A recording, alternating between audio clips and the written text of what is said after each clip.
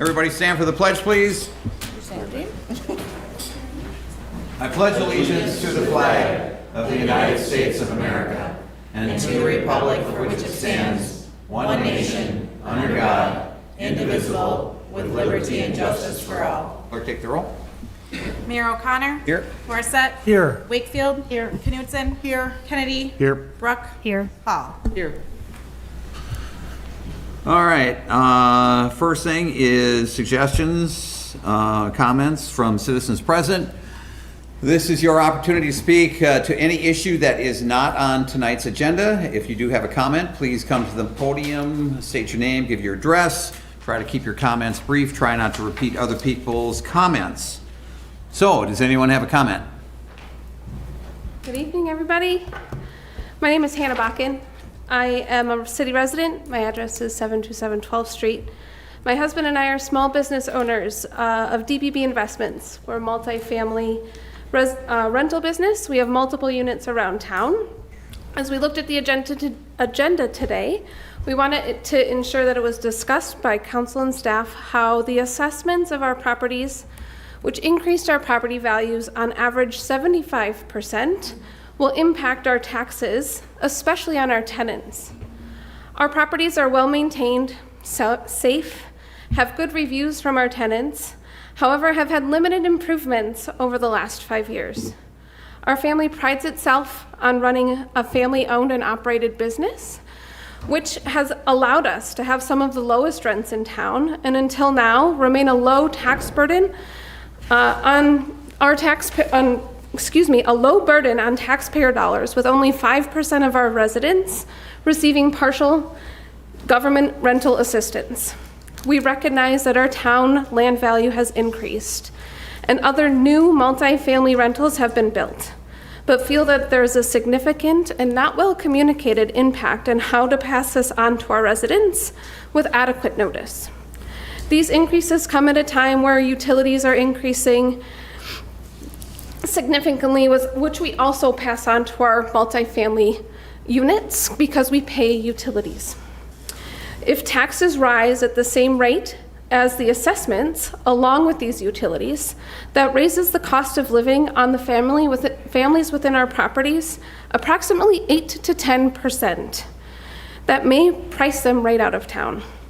I ask you, City Council members and staff, to please share with more visibility what the tax picture looks like in this coming meeting, so that businesses like ours have a chance to absorb this information, strategically implement that change, and communicate this to our residents that are impacted. Thank you, and I appreciate your time today. Thank you. Any other comments? Any other comments? Any other comments? Any other comments? Hearing none, we'll close that portion of the agenda. Next, we have presentations. First one up is Manufacturing Month Proclamation. We have that here? Yep. There should be. I have it. I haven't seen it. Oh, I thought you have that. I'll have it printed for you tomorrow to sign. Okay. Good evening, Rich. How you guys doing? Fantastic. Good. You need a copy for. Yeah, I need Yep. to. I got it here for you. Is it, just one second. Sorry to make you guys stand there and wait. While we're doing that, I'll introduce myself. I'm Jacob Scramsted with Carbon Glass here on behalf of the manufacturers in town. Really appreciate the support from the city here, especially with one of my main focuses has been workforce housing, so we can live and work here with good paying jobs in Hudson. So supporting that the housing study, we appreciate that. Just wanted to say thank you for your support there. I'm like Jacob. I'm actually from Bear Manufacturing. My name is Seth Lewicka. I'm the vice president there. I've been with the company now for about 18 months. We're growing. We have a lot of people. We're employing a lot of young kids, kind of just coming out of high school without kind of a direction. So it's a real good opportunity for them to join our team, and it's been a good solid start. I'm also with Bear. My name's Ben Engelhardt, and this is my first time to this, so I'm just kind of learning and listening in. Bill Kruger representing Craig Gear. As Jacob said, really appreciate the proclamation that you're going to produce here in a second, but also just the focus on manufacturing. It's a huge part of our industry in this area, in this town, and it's well needed. So. Good. Thank you. So, whereas the city of Hudson is home to numerous manufacturing facilities, and whereas these companies and their talented employees produce high-quality goods that are distributed throughout the United States and across the globe, and whereas these manufacturers employ hundreds of area residents, and whereas local manufacturing fuels local economic growth, both by and through the employment of Hudson area citizens and through the creation of local sector jobs that service the retail recreational needs of these employees. And whereas local manufacturers require employees who are often trained in their crafts at area secondary and post-secondary educational centers, further adding to economic impact of their manufacturing efforts.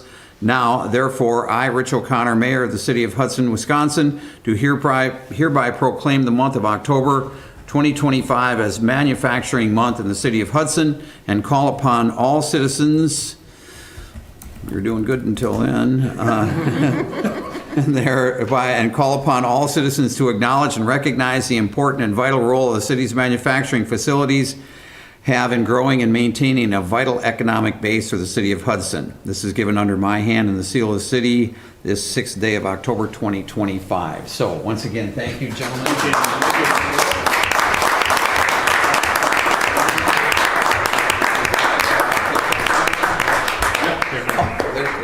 The chair up.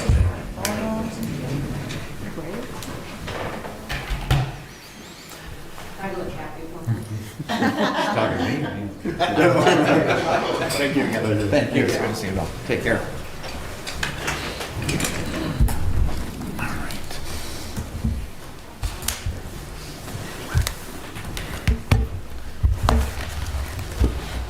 Okay, next up, presentation by Ellers on transfer of debt related to the acquisition of the water and sanitary sewer utilities from the Village of North Hudson to the City of Hudson. Discussion only tonight. Good afternoon, everybody. Kip Peters, Utility Director.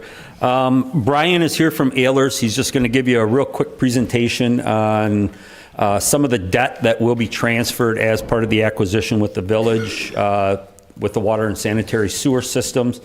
They do have a little bit of debt in relation to the Highway 35 project that happened a couple of years ago. So part of that will be transferring over to the utility. Brian, like I said, Brian is here just to kind of give you a quick overview. You'll be seeing a lot of these same documents will be in the packets that will be presented later this year for questions and hopefully approval on moving the acquisition forward. So I guess with that, I'll just kind of turn it over to Brian and we'll go from there. So. Thank you. Good to see you all this evening. I'm sure you're accustomed to seeing Sean in this role, but he's double and triple booked this evening, and I also happen to work with the Village of North Hudson as well. So we've been both very much involved in the process associated with acquiring the utility enterprise in North Hudson. So in 2021, the Village of North Hudson did a series of improvements to streets, curb and gutter, and utilities as well as part of the Highway 35 replacement project. That was essentially their share of the project as the state went through. Just like when you issue debt, you're sometimes locked out from prepayment. And so there's a number of different ways to solve for this issue. And the agreed upon solution in this case was to leave the debt outstanding and then build a mechanism by which the City of Hudson would essentially transfer funds to continue to service the utility portions of the Village of North Hudson's debt. They will continue to levy taxes for the general fund portions of their infrastructure, but because they will no longer have utility operations, the revenues associated with those utilities that they own and operated essentially would go away along with that. And so the concept would be that the City of Hudson would issue general obligation debt to the Village of North Hudson, all of which is statutorily allowed. A very similar process. It just so happens that the buyer of your obligation in this case is the village. And the payments would essentially be established in a fashion where it would be direct transfer to the penny, essentially, a semi-annual basis to pay the interest and principal amounts that are outstanding. There's roughly $430,000 associated with the sewer enterprise. There's about $630,000 associated with the water. And so over the course of time, it will, by its very nature, amortize to zero. There's also a prepayment feature baked into the village's debt, whereby the city could also similarly take advantage with a lump sum amount. However, I will say the interest rates on the village's debt range from 1.1% to 2%. So there may be better uses of your money, so to speak, than to transfer a lump sum amount to the village. But the benefit is you get to make that decision over the course of time. So that will transpire in the future. So this is more of a briefing and informational for your purposes, and I'm happy to answer any questions at the mayor's leisure, of course. Anybody? For the We're viewing, Oh, for the viewing public, what is the outstanding that we would have to cover? Or transfer? I don't have the total principal and interest added up, but with the payment to be made December 1 of this year for the village's sanitary sewer portion of that issue, there's $430,000 in principal remaining through 2041. The prepayment feature comes into play December 1 of 2029. For the water, it's $630,000 with a turn of December 1, and that payment. And there's $490,000 that is subject to prepayment as of December 1 of 2029. Again, the interest amounts are relatively nominal, but those will be part of the equation as well. And so this really memorializes the agreement and puts in the hands of the village an instrument that essentially guarantees they receive payment to continue to transfer then to their debt holders. And the portion associated with the taxes that they levy will remain the same. You have no obligation in that regard. Thank you. okay. Anybody else? All right, we're good. Thank you very much. Thank you all. Good evening.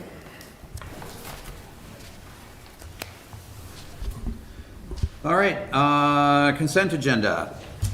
Approve the meeting minutes from the September 15th, 2025 regular council meeting. Approve the memorandum of understanding with the Hudson Chamber of Commerce and Tourism Bureau for the holiday lighting display in Lakefront Park. Approve a fence easement agreement at 555 Sunset Lane, Robert Edwards and Nancy Edwards. Approve liquor license premise extension for Max's Social House. Pull that, please. Have that pull. All right, thank you. Approve the claims in the amount of $1,192,058.28. Approve the proposal from Hudson Boosters to improve Grandview Park.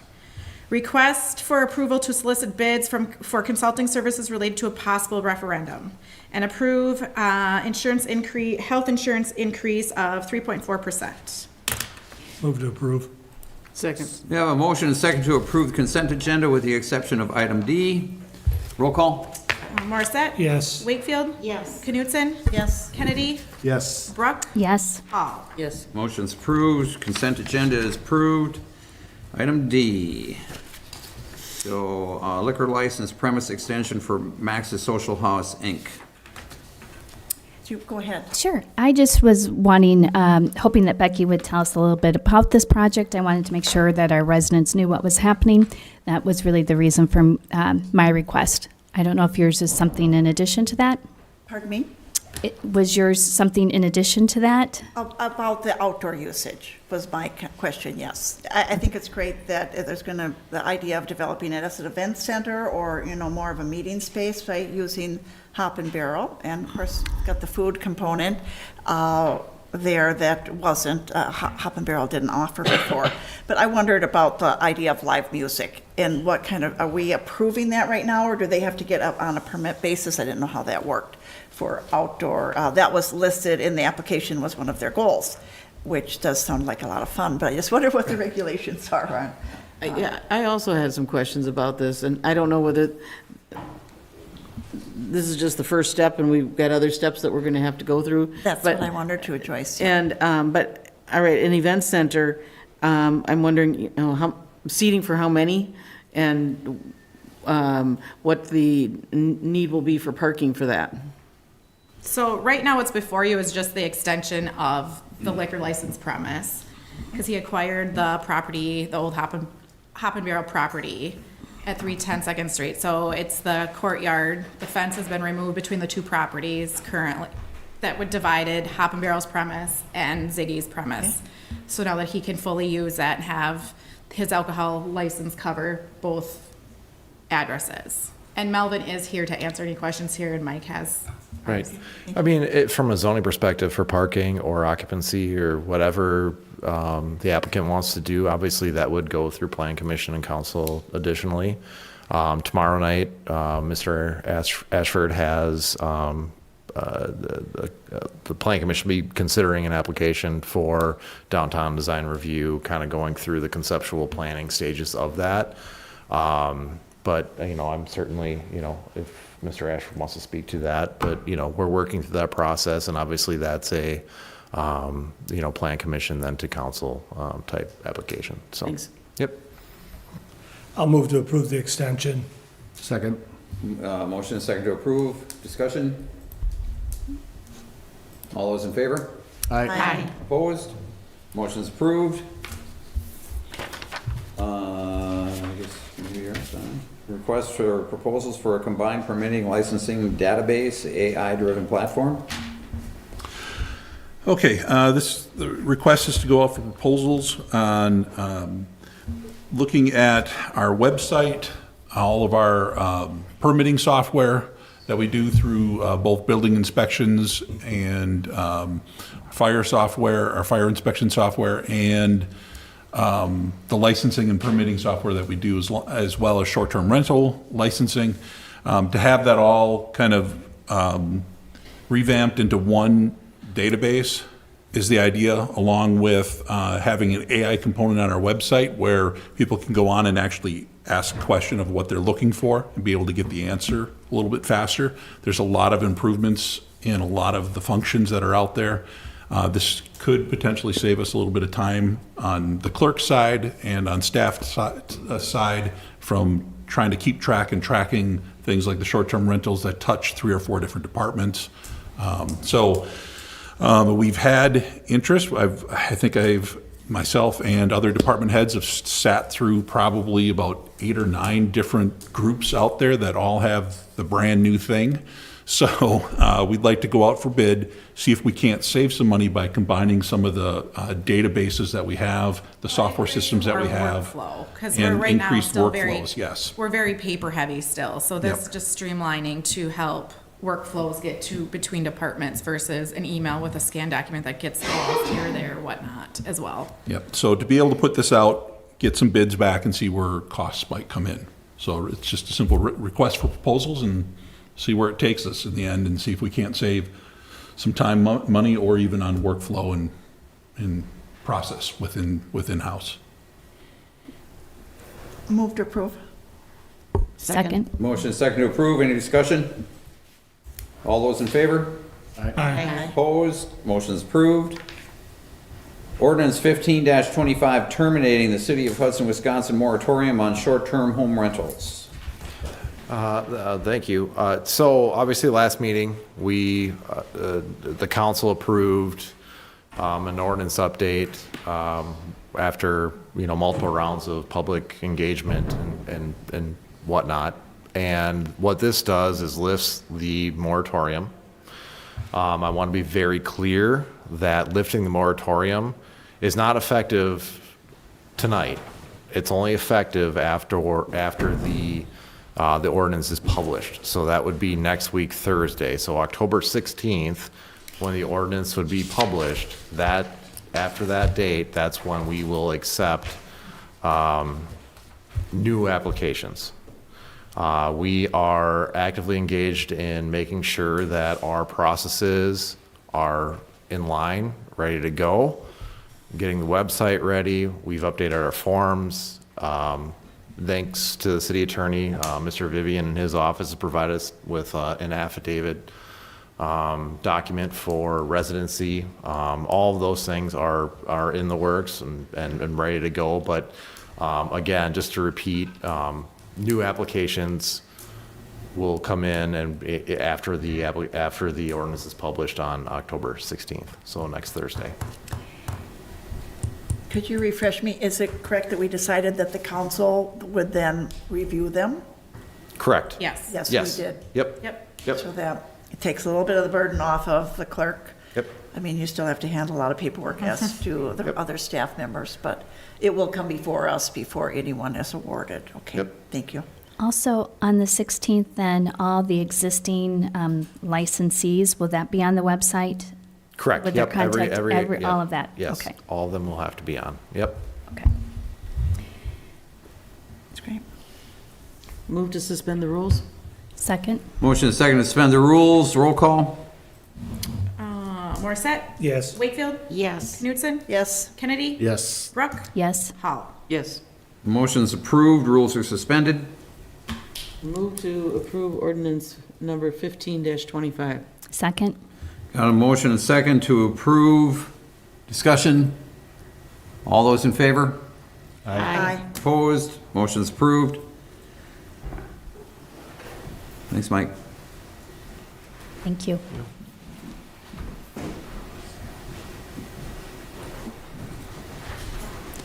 All right, second budget presentation and approval to print notifications in the paper. Alrighty.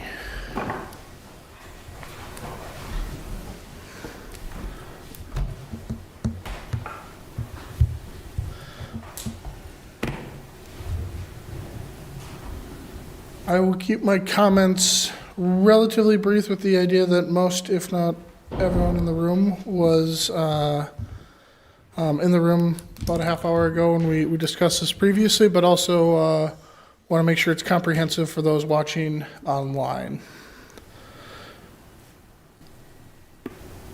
Ah.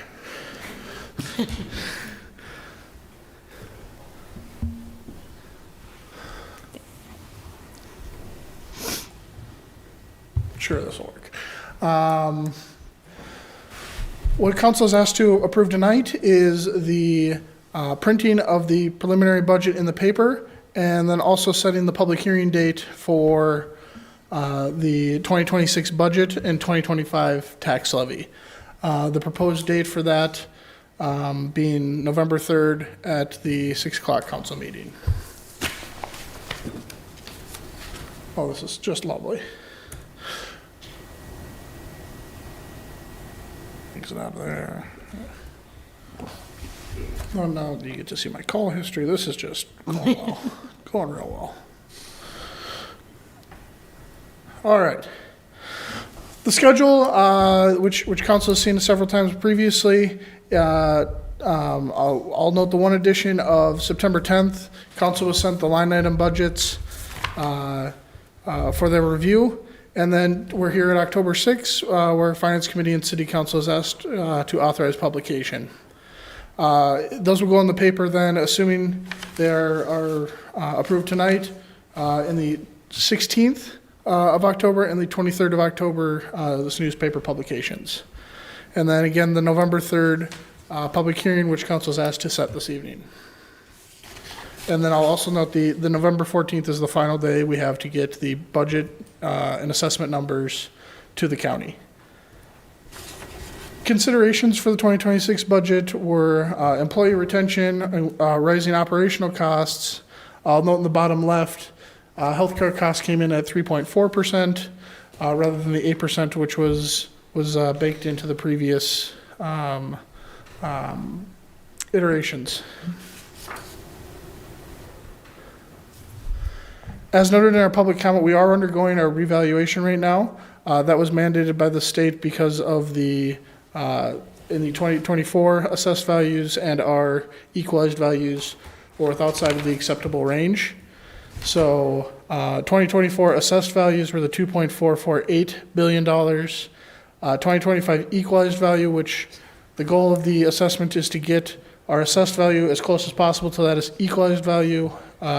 So all the assumptions we're using right now are $3.482 billion. I will note, if residents feel that their valuations were not correct, those were mailed out on the 22nd. Open book will be held well, here at City Hall, whether that's in council chambers or across the hall, on 10/14, and then board of review will be on 10/22 in council chambers. operational levy limit for 2026. The calculation is allowing us to go up $83,000 based from previous year's levies. What is proposed for the council this evening is operating expenditures of $13.8 million, less the $5.4 million in non-property tax related revenue, leading to a property tax levy for operations of $8.4 million, a levy for debt of $4.3 million that will cover the debt payments for 2026, and property tax levy for TID increment of $709,000. I will note the estimated assessed value change of 2.4 million versus the $3.4 billion, or excuse me, 2.4 billion versus the $3.4 billion. Do I still have my pointer? I do not. In this line here, leading to an increase of 42% in the assessed value and thus dropping the mill rate by approximately 24%. But also note that the levy did increase by 7.3%. So perhaps looking at mill rates is a tad dangerous solely here. What's currently in this year's budget as presented is a 3.4% increase in healthcare costs for employees, a 2% cost of living adjustment for all employees, and a step increase for all employees. Also included is the $180,000 for the rideshare taxi program, which was funded previously by ARPA funds and is now, with the lack of ARPA funds now, going to be funded via the general fund. I'll note that number is up from previous versions because we received some updated estimates from the state as to the percentage they were funding, which was less than what we had previously baked in. So they're funding, I believe, 53%, which is down, and then also our ridership is up. So that leading to the increase of to a net of about $180,000 hitting the general fund. And then also in this budget that's presented tonight is the contributions to the library from the city going down to $744,000, which was the amount contributed in 2024. Presented here is the 2026 proposed expenditures by department, largest amounts in public safety and public works and other departments thereafter. Here we have 2024 values times the mill rate and ultimately the city portion of tax up on the top section here. If you look down on the bottom left, what we decided to do was take that same property and times it by 42%, or what the average increase was overall to that estimated value. So that $250,000 property with that 42% increase is now at $355,000 in assessed value, times that by the proposed mill rate to get a projected tax. The goal here was to give kind of an apples to apples of the same property year over year, what their city portion of their tax would be with this proposed levy. Items not included is a public works employee. I know this group and finance committee discussed the addition of a public works employee at about $100,000 in costs, and that seems to be kind of the number one priority, but not included in this current version of the budget. Moving all employees from the 1-1 to a 1-1 step increase. Right now, employees receive their step increase at their anniversary date. Moving them to 1-1 would cost about $53,000. I think there was consensus at the workshop that we ixnay that from the budget for this year. An HR manager is another item that is on the staff's kind of radar. An organization our size not having a classically trained HR person presents a couple of risks, or some risks, so that's something that's on our radar for future budgets. The assistant fire chief is currently in the budget for 2026, that being funded at $100,000 by the town of Troy. The MOU signed last meeting or a couple meetings ago. I apologize, I don't remember. Yeah, it was approved at the last meeting. Approved at the last meeting, thank you. Signed by the town of Troy last week. Allows for $100,000 to come to the city of Hudson for the hiring of an assistant chief. In discussion with the fire chief, he or she will be hired partway through the year to utilize that $100,000 fully, but not exceed that. Increased library contributions, I know was in the requested budget from department heads, but was something we discussed at the budget workshop, and the increase is not currently in the proposed budget. I'll also note that union negotiations are still ongoing with the police department, so things could change from there. With levy limits being tight, wanted to present a couple of future revenue possibilities. Increasing room tax from 3%. City council can authorize up to 8%, where the city then keeps 30% of that, and it can be used for anything. It does not necessarily need to be used for tourism operations. Kind of the silver bullet here would be the inclusion of Hudson in the Premier Resort Community Sales Tax, which would allow the city to impose a 0.5% sales tax. That would need to go through the state legislature and be written into state statute. Charges for public works, fire, and police at special events. Currently, the city does not charge for any of those groups' time at special events. Things like PD overtime, fire inspections of temporary shelters, public works, fencing, signage, cleaning, and barriers is all donated by the city, essentially. So charging for that time would be another possible revenue stream. And then updating the fee schedule. Department heads are currently looking at that and going to bring back a updated fee schedule in the first meeting of December. So, yeah, we reached into the backpack for as many tools as possible, and that's really what we have. This, with the other changes that were suggested, that's was able to get us to at least a balanced budget, and these are the items that we should really look toward in 2026 for the 27 budget. What's asked of council tonight is to approve the publication of the draft budget that's in your packet to the newspaper, and then to authorize the holding of a public hearing on November 3rd at the 6 o'clock council meeting. And that I stand for questions. And finance recommended to proceed with these Yes. next steps. Questions? I have one, I think, correction. Correct me if I'm Yep. wrong, which you're good at. I think it's page 55, your notice of public hearing for publication. Yep.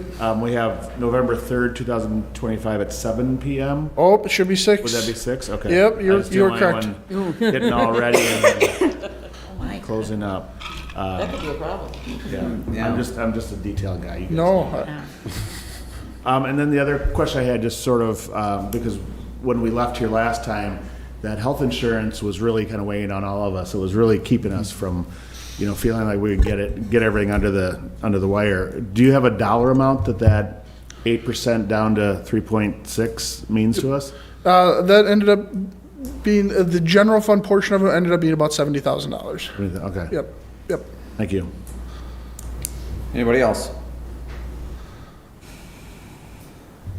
All right, do we have a motion? I'll move to approve. Second. Motion second to approve print notification. Any discussion? All those in favor? Aye. Opposed? Motion's approved. Thanks, Sam. Thank you. You're really pushing us on that over tonight, aren't you? Okay. All right, department heads, Wait a Public minute, Works wait a and Parks update. Wait a minute. Oh, what did I miss? Well, you said just the printing, we didn't approve the hearing.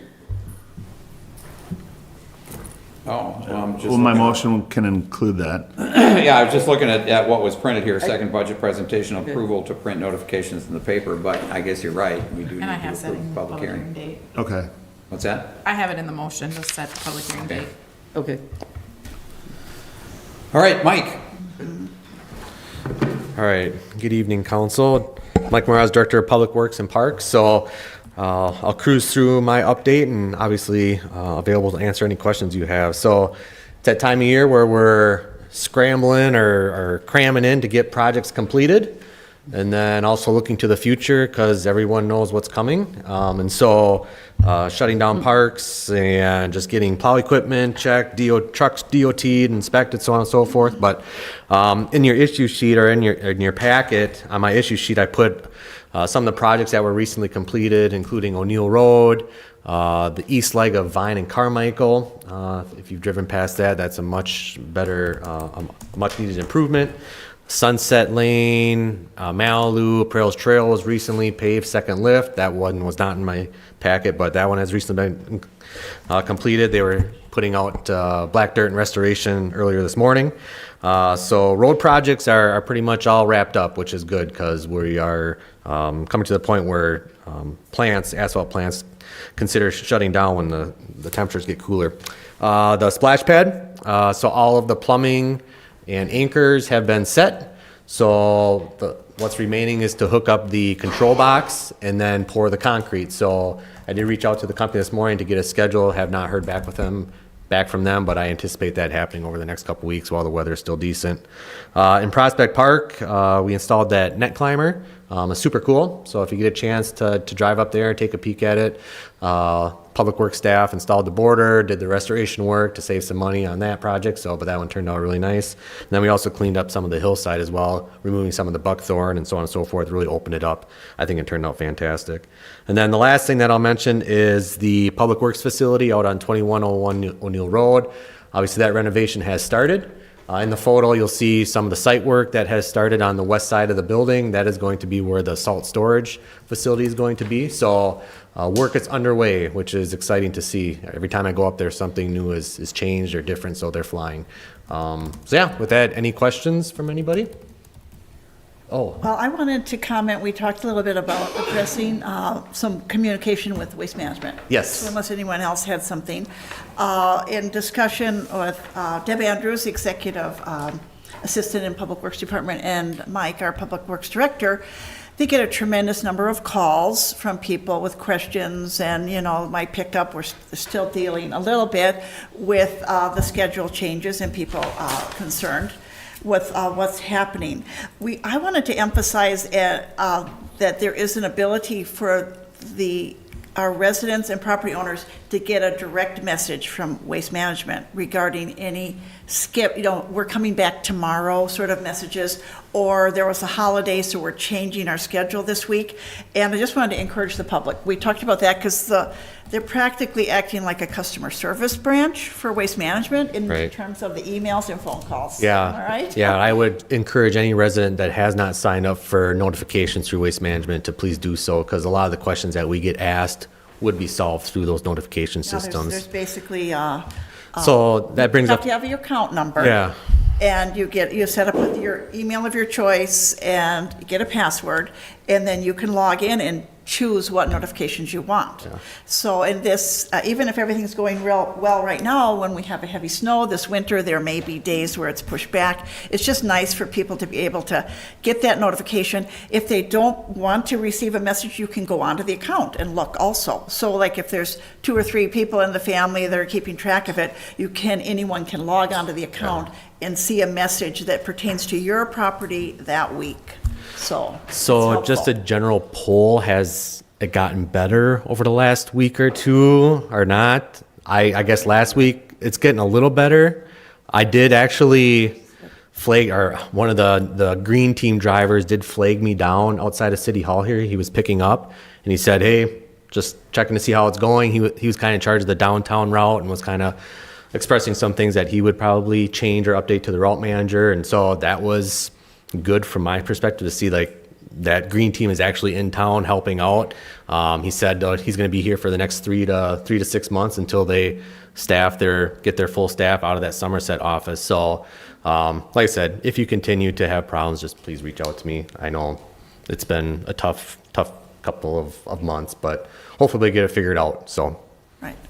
And if any of our residents or property owners can't figure out that system, call their customer service and they can walk you through it. You need to have your account number, and then you can set it up for yourself, and you'll know what's going on with your property each week if there's a change or a schedule change. So I just wanted to add that, so you can get less phone calls, hopefully. Right, yes. Thank you. I also was just hoping that maybe at our next council, we could revisit the 6th Street steps, and I don't know if that's in an update here, or if Sure. perhaps I can ask for that on an agenda item. Okay. Thank you. So we're just waiting for. Yeah, bids. so- I mean, that will come up as soon as we get the bids on the cost for tearing down, so that we have both, we can look at both options. Right, correct. So maybe not next meeting. Okay, no worries, and I know you're checking on that. Yeah, I'll speak to the city engineer about that. Thank you. All right. Yep. Thank you. Thanks, Mike. All right, Brent. All right, continue with police union negotiations. We had our second meeting just last week, and we'll be having another one coming up in the next few weeks. Worked through the budget, continue to work with Sam on the budget and the presentation and moving through that process. Everybody began their return to work October 1st. That policy is now up and running, and several staff have come back to full-time work in the office. Working on MS 365 training operations with, it's a training program that CIT does that'll be for all employees to be able to get additional information on what to do within Office or Microsoft Office 365. Met with department heads on a regular basis, worked through the capital improvement needs for each department, finance, obviously.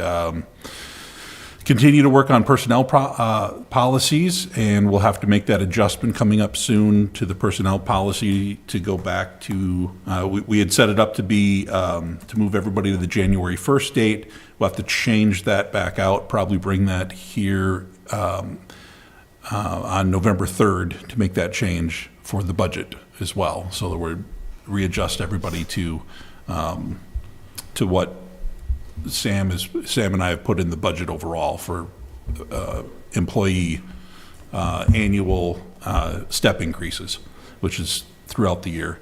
Lake Malibu Association meetings that we had, we finally got we got our letter from the DNR that identified that not all members, all owners of the dam have signed off on the current application for Lake Malibu drawdown.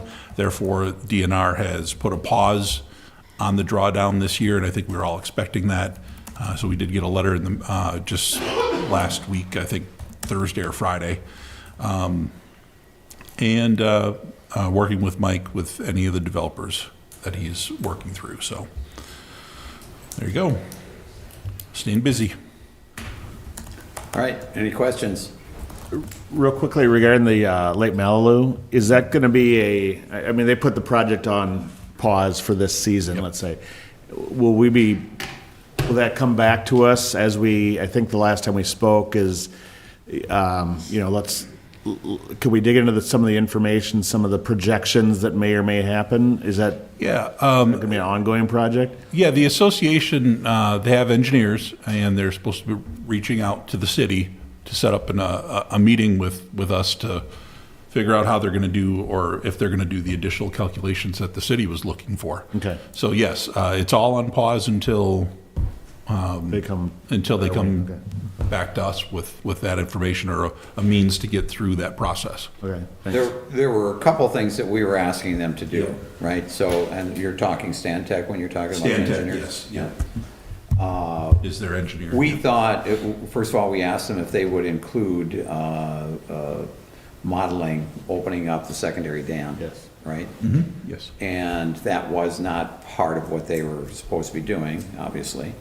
But then we also asked them if they could continue the modeling once take out the secondary dam piece, right? But to continue to do the modeling for what would happen with the water once it was released from the primary dam, especially as it came around the swing bridge, okay? And I believe that is something, I mean, we would have to insist on that we would get that. And the sediment, where does sediment we believe go? that is actually part of what they should have been doing with the grant that they received from the state. Was part of it also about a public hearing? Is this all kind of pause until, wasn't that part of the conversation as well? Well, that's in our, okay, Okay. this, I think what Mike is asking is what we had asked of them. But yeah, the public hearing is something that we would set up here, absolutely. Okay. Yeah, And really, I think until you have a lot of that modeling, there's not much to have the hearing on. right, Okay. okay. Anybody else? Kip? Good evening, everybody. Kip Peters, Utility Director. My October update or utility update, there's just some nice pictures in there for you to look at of the service center. Just a couple things that hydrant painting will be starting in October.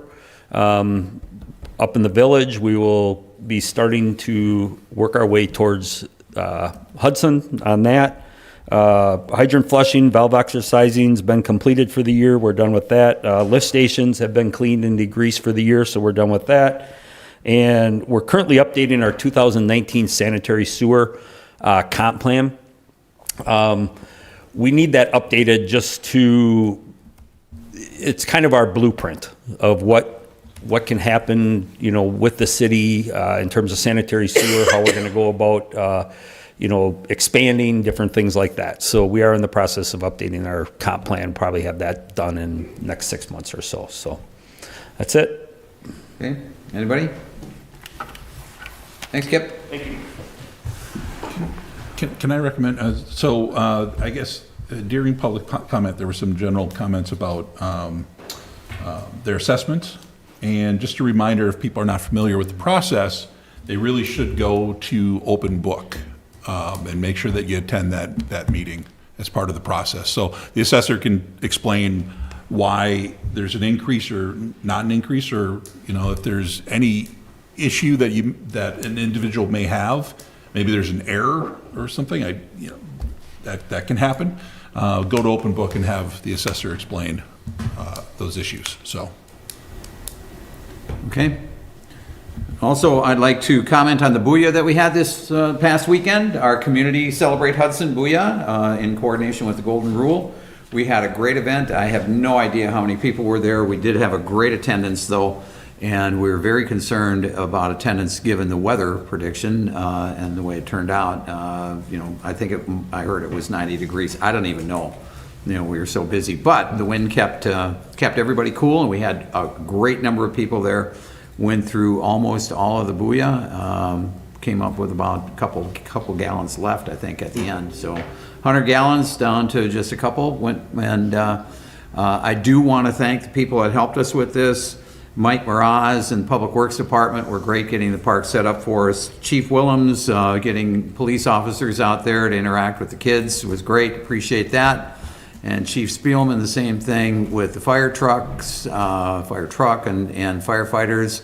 The kids always love those things and love the interaction with the police officers and firefighters, as well as John Muller and Lakeview EMS was out there with one of our trucks, ambulances, and gave kids an opportunity to go through that. So it was a great experience. I would also like to thank council members, Councilmember Knutson, Kennedy, Brook, and Hall for volunteering and helping out, helping to make it a great success. So another great event.